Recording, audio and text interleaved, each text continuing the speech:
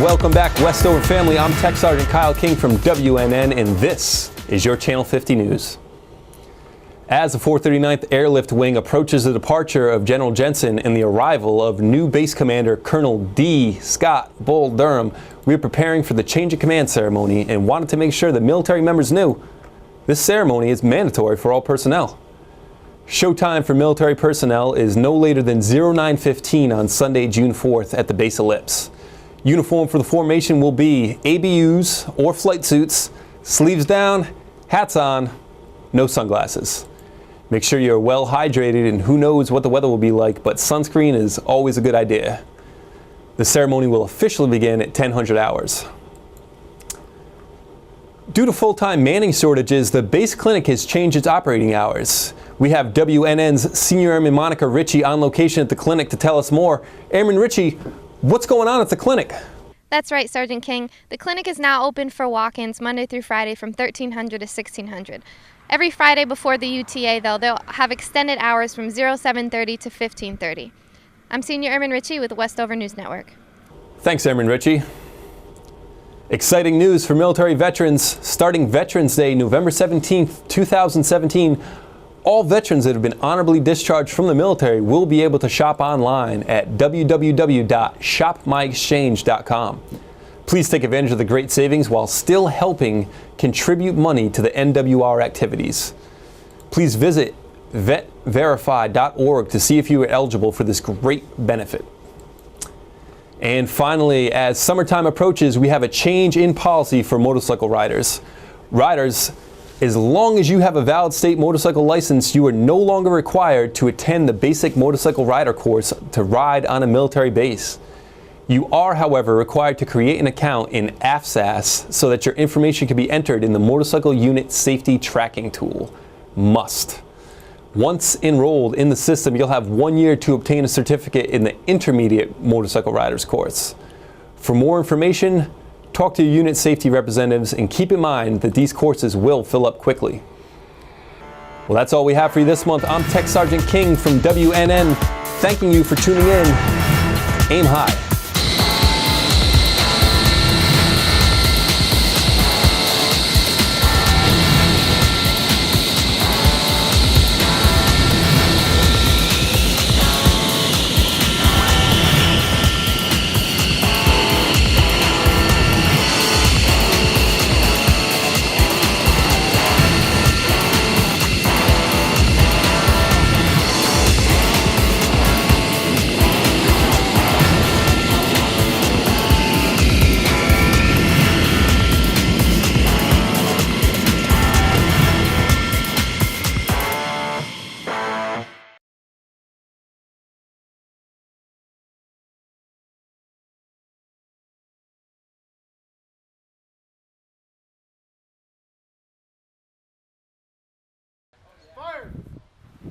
Airmen with the 439th Security Forces Squadron hosted a shooting competition at the Westover Firing Range May 18th, with police officers spanning from departments in the Boston area to Connecticut.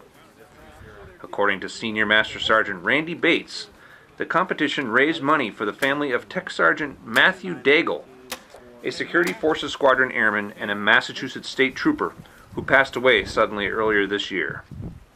Some of the competing officers were also members of the 439th SFS. They included Chief Master Sergeant Michael Grady and Senior Master Sergeant Anthony Giardini.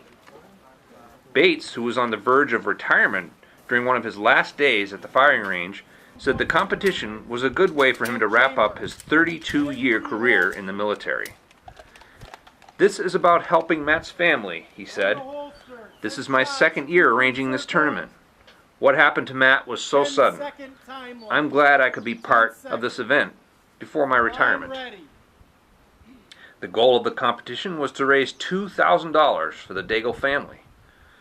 Shooting competition awards rundown includes team awards for first place, Connecticut Department of Corrections, second place, Massachusetts Environmental Police, and third place, 439th SFS.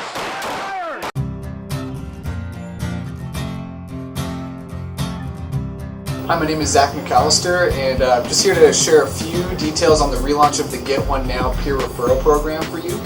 The Get One Now program is the program that reservists can use to refer someone for the Air Force Reserve who's not currently enlisted or who might be in prior service. And there's a few new items attached to the relaunch of the program that we just want to make everyone aware of. Firstly, in the past, the Get One Now program was awarding reservists who gave leads into the program who assessed to the Air Force Reserve. One of the new items is with the relaunch of the program, we're now awarding reservists who simply give leads that are qualified into the program. So you can get an award now for one qualified lead, and it's one award for one qualified lead, and you can get up to 4 awards per FY, so 4 awards per year. Everything is done now through an app that you can use on your cell phone. It's the Get One Now app. All you need to do is go to either the Google Play Store or the Android or the iPhone iOS store. Open up that app and type in Get One Now. The app will pop right up, and once you download it, you can register there on the app. You can submit leads using the app. You can track the status of those leads as well as pick and order awards right there from the app. We've done everything we can to make it as simple as possible. You'll see a bunch of different prize options right there in the app that you can choose from. We want everyone to be aware that this program is available to them because you can get an award for referring someone. The person that you refer gets all the benefits of the Air Force Reserve if they end up joining, as well as the Air Force Reserve as a whole benefits from the people that you know would be a good fit for the Air Force Reserve.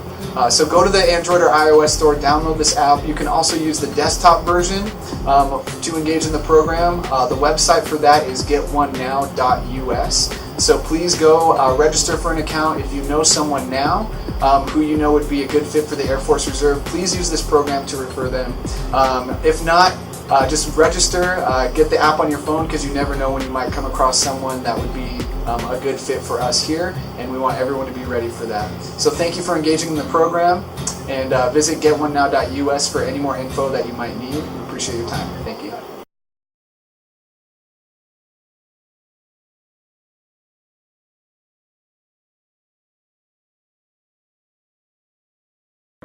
Well, good morning. I'm Master Sergeant Andrew Biscoe here out on the historic flight line of Westover, and today we're witnessing history on this historic flight line. One of only 2 remaining A models that was in the original inventory back in 1987 here. Serial number 690020, which, according to the crew chiefs that we spoke with, does not have a nickname.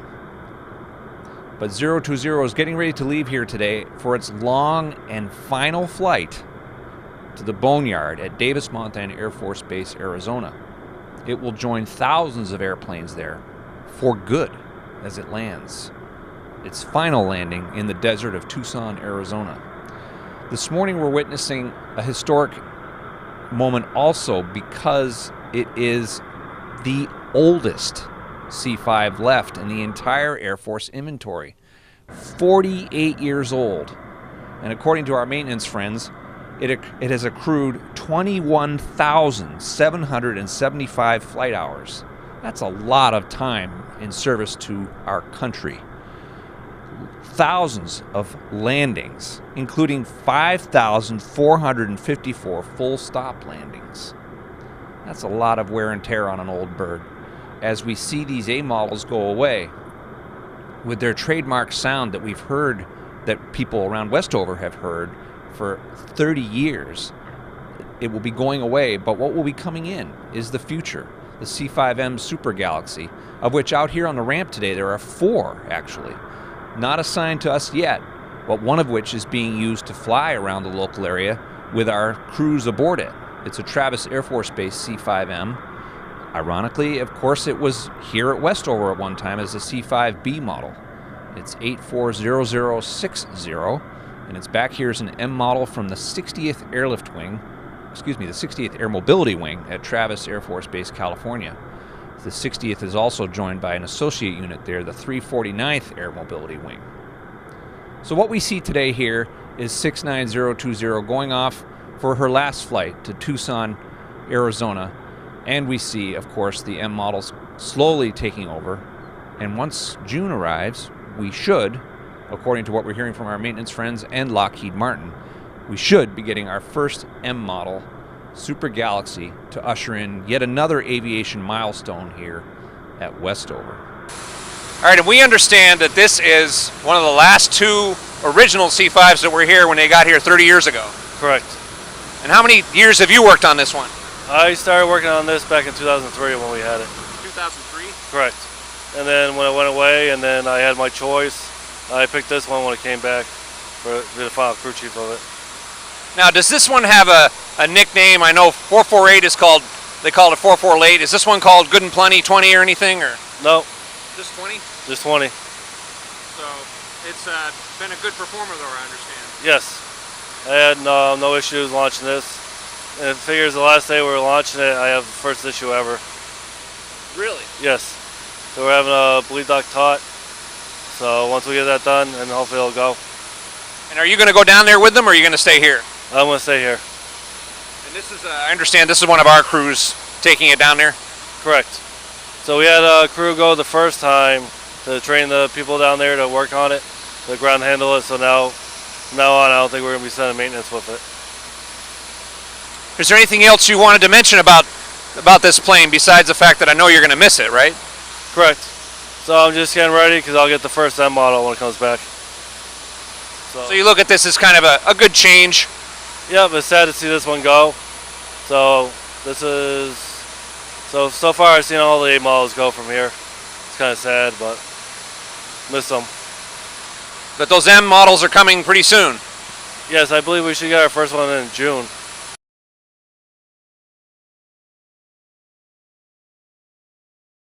Yeah, there's just a lot of history. They're exciting to fly. You never really know what's going to go on, you know. So, like today, we can't foresee anything, can't really plan for anything. You take it in stride? Yes, I do. I think part of being a C5 crew member is when you're flying the biggest plane in the military, you have to have a big supply of patience too. Oh yeah, absolutely. Just sit here and, you know, if you have a good attitude, day's not going to be bad. Is there any particular thoughts going to be running through your mind as you guys are flying this thing for the last time to Arizona? I think what I'll be thinking about is just the history of what this plane went through, all the different places it's probably seen, and I'm just happy I get to be part of its last flight. Anything else you wanted to add about today's flight? No, I'm just, you know, a little humbled by the experience that we get to do this. So I'm going to enjoy the day and, you know, take care of it as best we can.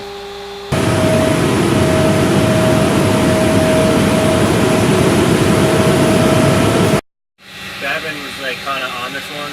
Yeah. But I've been like assisting with this for, you know, a bit here and there. You gonna miss this plane? A little bit.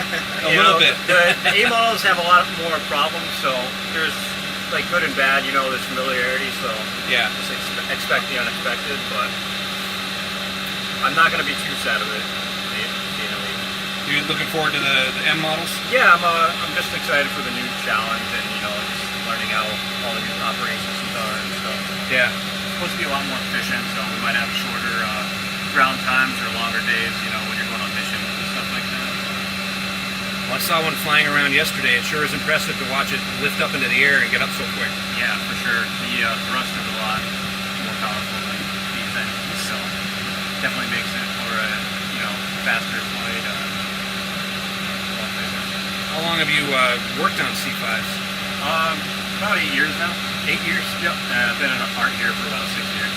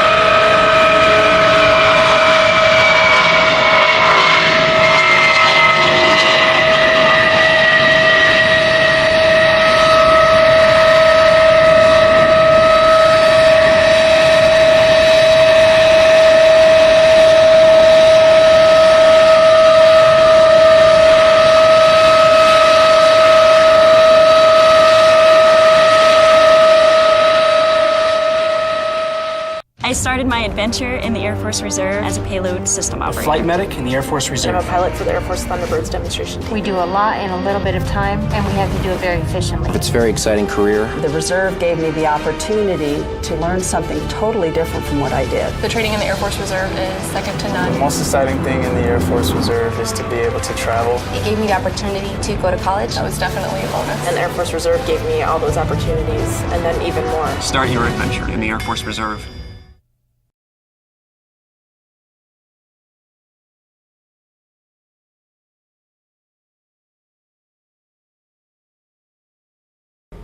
Hello, my name is Lisa Delgado, and I'm the Director of Psychological Health at Westover. I'm located in the Airmen and Family Readiness Building, and I'm here during the week and on the UTAs. My job is to promote emotional health and wellness and build resiliency. I do this by providing prevention and wellness services here on base through classes and workshops designed to help folks develop the tools to stay well emotionally and to help resolve conflicts they may be dealing with. For example, we've done mindfulness relaxation and are planning to do sessions on building gratitude, coping with grief and loss, and building communication skills. I also meet with folks individually to provide education and tools to promote emotional health when issues come up. The kinds of problems people seek help for are things like anxiety, depression, anger management or conflict resolution, post-deployment stress or transition issues, suicide concerns, work and personal stressors, couples and family problems, grief and loss, sleep problems, substance misuse, and communication skills, to name a few. My services are confidential and I do not document in the medical record unless there's an issue of safety. It takes courage and strength to know your limits and to reach out for help. When you do get the help that you need, that allows you to move forward with goals you may have, and it allows you to help others going through similar things. I hope that you'll take advantage of the services available to military and their families and DoD civilians and your squad or group. You can reach me at the Airmen and Family Readiness Center and by calling 413-557-2456. My name's Colonel Colleen Kelly. I'm the Chief of Flight Medicine here with the 439th Medical Squadron, and I'd like to speak with you a little bit about Zika virus, what to worry about, what not to worry about, and what precautions to take. The biggest fear with Zika virus is someone who's pregnant or becomes pregnant while infected can have significant effects on the fetus. A very, very small head, a very, very small brain is a very serious birth defect. Exactly what percentage of the unborn children are affected, the CDC and other world agencies are working on trying to figure that out right now. So knowing that there's this very serious complication at an unknown rate, the most important thing is how to protect yourself from getting the virus. Virus is carried by a specific species of mosquitoes that lives only in Central America and South America until they've now been transported to a single neighborhood in Miami. If you can avoid being bit by the mosquito, then you have zero chance of catching the virus. That means excellent protection from mosquitoes, using permethrin on your uniform when you're outside, avoiding those times of day when mosquito activity is high, using proper mosquito repellent on your skin and those areas that are exposed, and also getting rid of around your own homes, if you live in those areas, anything that contains standing water, flower pots, old tires, the old car, the old canoe that's in the backyard. The other thing is that if you're planning a vacation, and if you or a family member is pregnant or planning on getting pregnant anytime in the next 6 months, don't go somewhere where there's an epidemic of Zika virus. It's either that or it's sexual abstinence for up to 6 months if someone in your family has been infected, or up to 8 weeks if that family member is there but does not become ill while we're there. Even that's taking a chance, because only 1 out of every 5 people who are infected with Zika virus will actually have symptoms. So again, the thing to worry about is a very dangerous birth defect. There's a relatively easy, in some ways, way to prevent that, and that is to prevent being bit by mosquitoes. There's a superb pamphlet that's been put out by bioengineering and sent out base-wide that reviews all of the details of how to help prevent yourself from being infected by mosquitoes. And instead of going to an area with Zika virus, go to an area where there's not that mosquito. I don't know, Florence looks good this time of year. Ireland if you like softer weather. perhaps even Iceland. Great hiking up there. All right, so be well, be healthy, and enjoy the rest of your summer and the rest of the fall.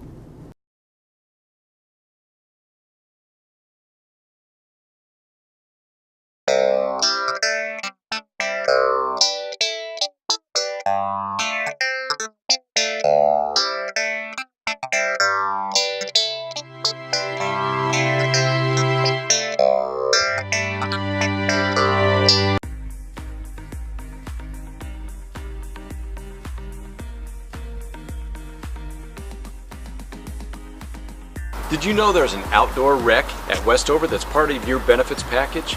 Behind me are 2 brand new trailers that you can hitch up and take out to that quiet lake on your days off.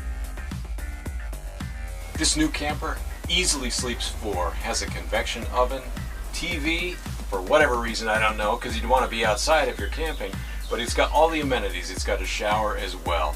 This is, as I said, part of your benefits package for being a reservist.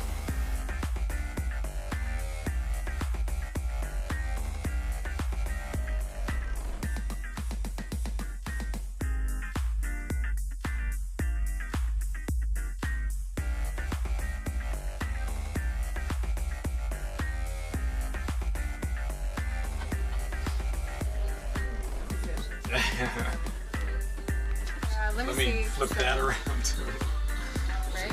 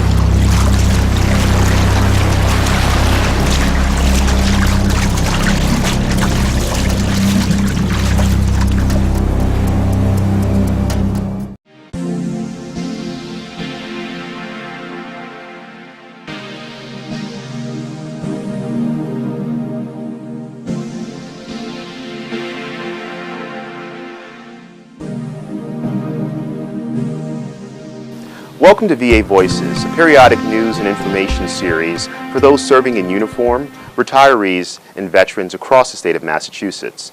I'm Andre Bowser, your host. I'm also a Public Affairs Officer here at Westover Air Reserve Base and the Public Affairs Officer at VA Central Western Massachusetts Healthcare System.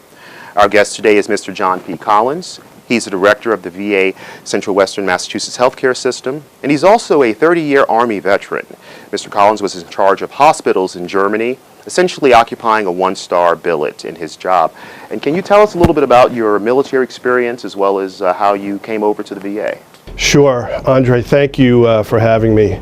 I had a great career in the Army as a Medical Service Corps officer. Had a 3-year ROTC scholarship at Providence College, and thought I would do 4 years to pay off my scholarship, and 30 years later I retired as a colonel.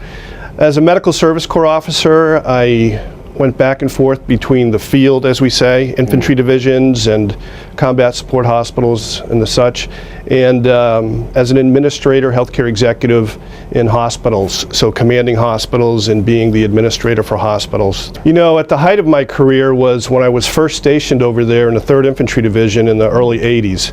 We had about 300,000 troops in Europe. We have about 30 today. So back then you had a massive network of hospitals throughout Europe.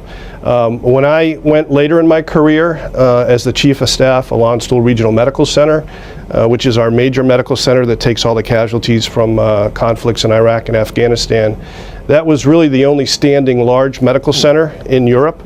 We have a large health facility in Vicenza, Italy, and then we have clinics throughout Germany, Belgium, and Italy. So when I ended my career as the commander of Europe Regional Medical Command, we had Landstuhl Regional Medical Center as our major hospital, and then clinics throughout Germany, Belgium, and Italy. So I wasn't sure what I wanted to do when I retired, post-retirement. I thought about teaching, I thought about a lot of things. I wasn't sure I wanted to stay in healthcare. I wanted to do something a little different. I had a friend that got out of the Medical Service Corps and went to work for the VA as a medical center director. So in my search for what to do post-retirement, I talked to him, and the VA was getting a lot of attention at the time a couple of years ago. And I said, I might as well continue what I've been doing, serving service members. And it was a very meaningful 30 years, serving soldiers and family members. So I look at this as kind of a continuum of what I did in the military, servicemen at a little bit different, and women at a little bit different point in their lives, but it's got the same meaning that I felt after 30 years in the Army.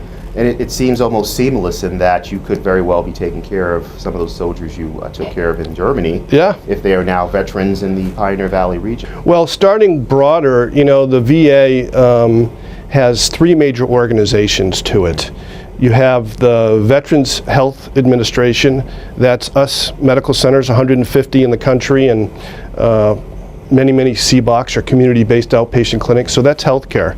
The second major organization is the Veterans Benefit Administration. They do all of your benefits, so your disability claims, educational benefits, housing, all that sort of thing. And then the third, the smallest, but a very high-performing organization is the National Cemetery Administration. So they manage all of our national cemeteries throughout the country and do all of your mortuary affairs benefits. So those are the three big organizations in the VA.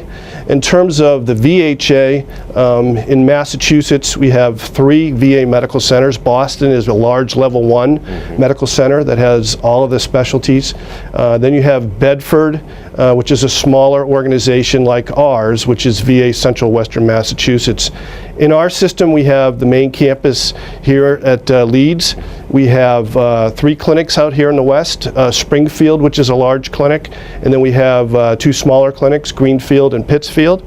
And then in central Massachusetts, we have a large clinic at Worcester and at Fitchburg. And in this last year, working together with UMass Medical School, together we've built what we call Plantation Street Annex, where we have audiology as a new service to veterans in Central Mass, so they don't have to drive to Boston or out here, and they love that. And we have podiatry and optometry there, as well as blind rehab and research.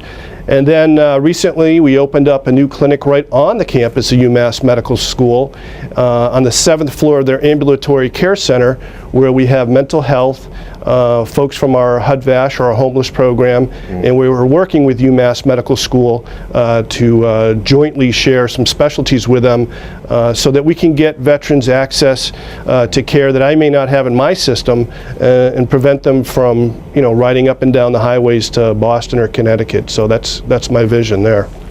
A lot of younger veterans are returning, and you know, they may not even necessarily know that they have these resources available to them at the VA. What can we do to reach out to them? You know, I understand that currently you're on a commission that's been started by the governor to do just that. In my 2.5 years now in the VA, one of the things, as much as you think veterans would know about the benefits that are available to them, all of the studies have shown, and in my work in the last 2.5 years as I do town halls and talk to veterans, are that we still have to get the word out. And so there's several ways that we do that. I'm on the My VA Community Engagement Board meeting. We meet every couple of months. That's co-chaired by Steve Connor, who happens to be the VSO for the Northampton area. And so we get together and look at what are some issues for veterans throughout Massachusetts that we need to address. And I'm also, you mentioned this council I'm on the Governor's Council, the Massachusetts Service Member Post-Deployment Council. We'll start meeting soon and talk about how can we best help service members post-deployment integrate back into the Commonwealth of Massachusetts. So I look forward to that. Some of the best ways, the Massachusetts is one of the best states, if not the best state, in the nation for veterans. The benefits are amazing. I've taken advantage of those myself, and they have a great website. The Massachusetts Veterans Services has a website, so just go to mass.gov and you'll find that. They've got an array of resources there that will tell you about both state and veterans, federal veterans benefits. Obviously, we have multiple platforms which you're helping me work on. We have Facebook, we have our website for VA Central Western Mass, and then the VA itself has done a huge improvement in terms of trying to consolidate all the different sites of information into one on the VA website. So I think there's a lot of different avenues to get information, but the biggest challenge we have, like any state, is how can we bring together all of us, nonprofits, the state, the federal, which is the VA, and organize ourselves to try to be a really strong integrated network. There are so many partners out there, private sector, state, federal, and that's what we're working on right now, is pulling all that together to reach out to all of the veterans in Massachusetts. I would just like to again say thank you to my fellow veterans for your service. Veterans are strong, resilient, productive members of society. There's some of us that need assistance. That's why we're here. And again, I'm proud to serve in the VA. We have a great staff. We've made tremendous improvements in our system in the last couple of years, in the VA overall, and it's just truly an honor and a privilege to serve. We're there for you. Get in touch with us. If there's anything I can do personally for any of you, I'd be happy to do that. And to the younger veterans and my peers that served like I did in Afghanistan or Iraq, it's not too early to learn about the VA, even though you may be young. Our average age is about 64, the veterans that we serve now, and many don't come to us until later in life. So understand your benefits now, whether it's health care or education. There's a lot out there for you. You're not always going to be in uniform. Someday you're going to hang that up, and better to learn what's out there and available for you now before you get out. So find out as much as you can now. There's a lot for you, and I want to thank you, Andre, for having me on. Likewise, and thank you for watching VA Voices. While on duty at Westover, one of the closest outdoor hiking and biking trails can be found right around the corner at the Chicopee Memorial State Park. When leaving the base by Westover Road, turn left onto Honeysuckle Drive and right onto Sheridan Street, and left onto Fuller Road. Take the left onto 291 North. The entrance to the park is a sharp left, almost hidden by the trees. The park was formerly the Cooley Brook Reservoir and Watershed, and includes 575 acres and has a 25-acre pond. The park is a great location for hiking, biking, and in the winter months, cross-country skiing. The numerous trails can be used for a leisurely hike or a brisk walk. If you're with the family, it offers grilling, swimming, fishing, and a sandy beach for those who like to lay out in the sun. As an added bonus, if you're an aircraft enthusiast, the park is right off the end of the Westover's long runway. You might even get a chance to see the mighty C-5 on takeoff or landing. Near the entrance, there's a quiet memorial of 15 dogwood trees that stands as a living memorial to 15 service members that gave their lives in Vietnam. The official opening times of the park are between Memorial Day and Veterans Day. $8 for Massachusetts vehicles and $10 for out-of-staters. The park is still open during the non-official months, and there is no admission. The park is very popular during the summer season, so plan ahead.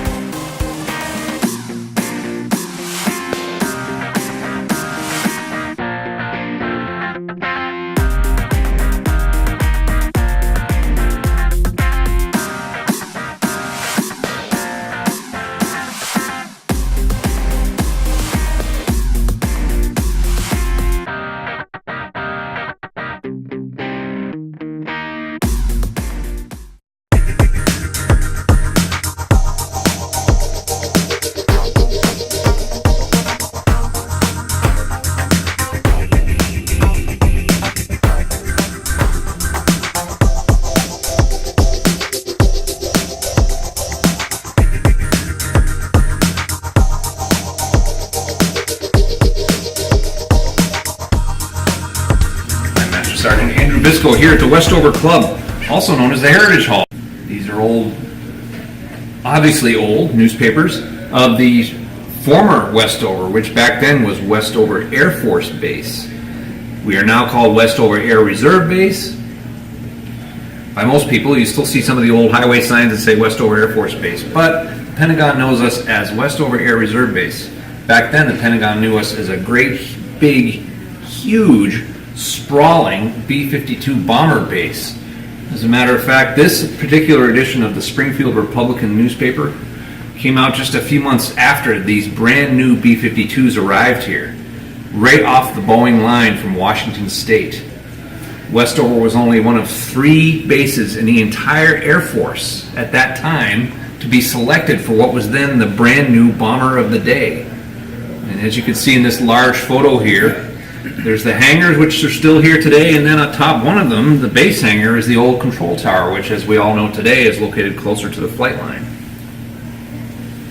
Some of these other pictures also show an open house, which they called back then was Armed Forces Day, and an open house. And then a general here pictured with his leadership is the same general that unfortunately just a few months after this was taken was killed in a KC-135 crash in 1958. And then moving on to the next one over here, we have, this is a 1957 edition, and then this one is a 1957 edition as well, a little bit later, a couple weeks later. This shows a B-52 actually taking off from Westover. Back then, this was unheard of to see a jet this big around American civilization, really. It was an 8-engine jet. It was brand new back then. But it also shows how big the base was. That we had a karate studio here. We had schools. The schools now, of course, are owned by Chicopee out by the James Street Gate. But back then, you had the kids that had parents here, went to school right on the base. And then, of course, we had the security forces folks. Back then they were called the Air Police, and they had the dogs patrolling the fence lines all over. And then some of the maintenance guys working on the B-52s here. And then of course the old base chapel. There were actually 2 chapels back then, one of which the former chapel now is the Child Development Center out on James Street. You'll also see that this is obviously a civilian newspaper. It shows all these ads that paid for the copy to be produced back then. The information office, as it was known back then, certainly had a hand in all this photography going on because Strategic Air Command was very strict about what could and could not be photographed.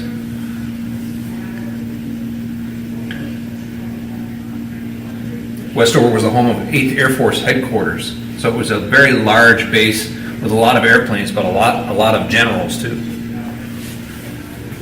Moving along to this next one is another 1957 issue. Again, this is the Springfield Republican, which is still in print today. And this was a big deal for the newspaper to cover this too, because right in our backyard was this brand new B-52 bomber.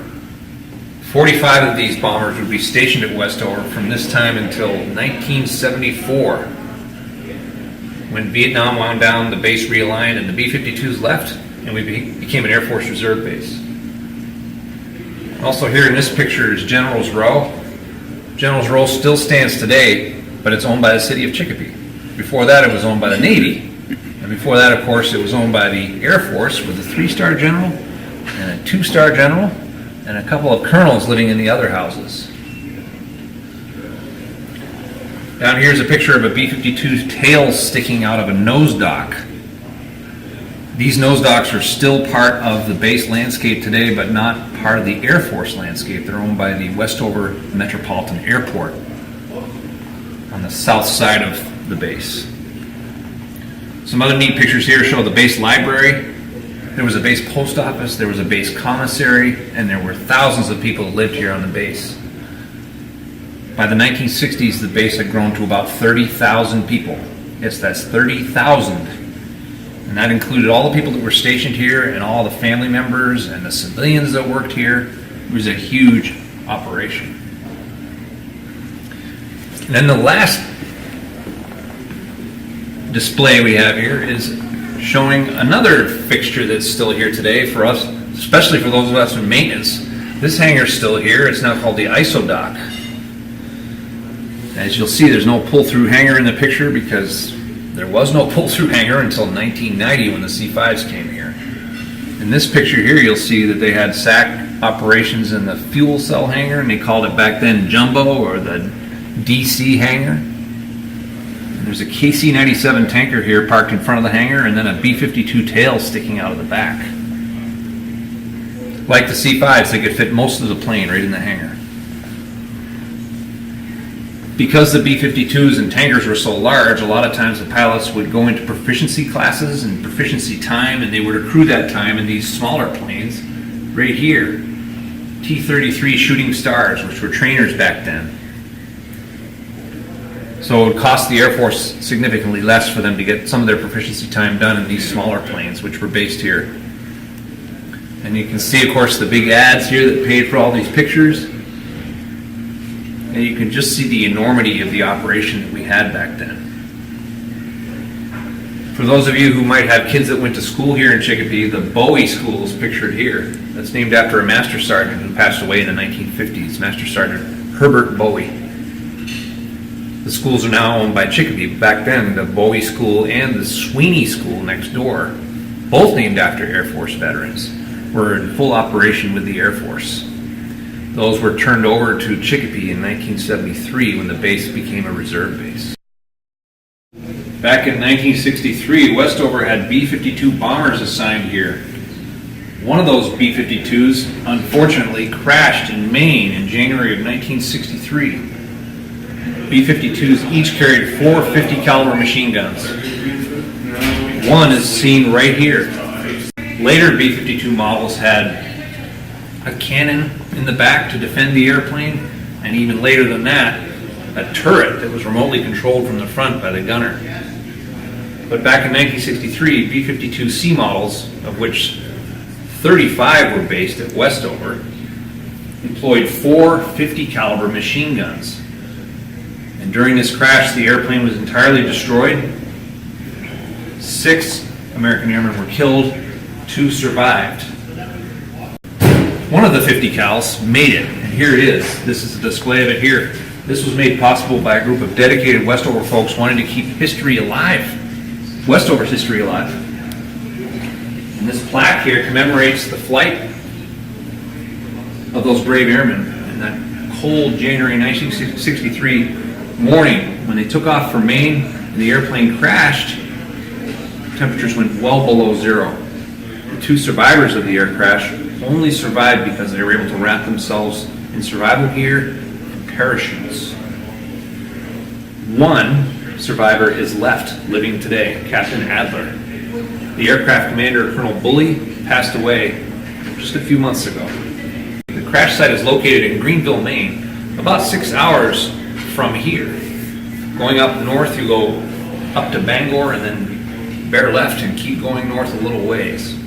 Each year in January, a crew of American airmen, mostly from our maintenance group, make a trip all the way up there to honor our history and these brave airmen who were killed on that day in January 1963. This monument with the 50 cal here commemorates our heritage as Westover Airmen.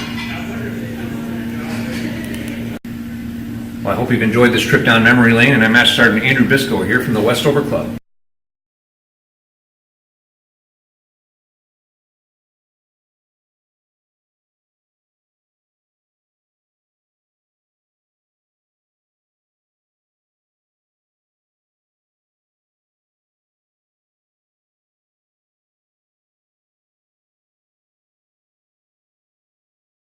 Wow.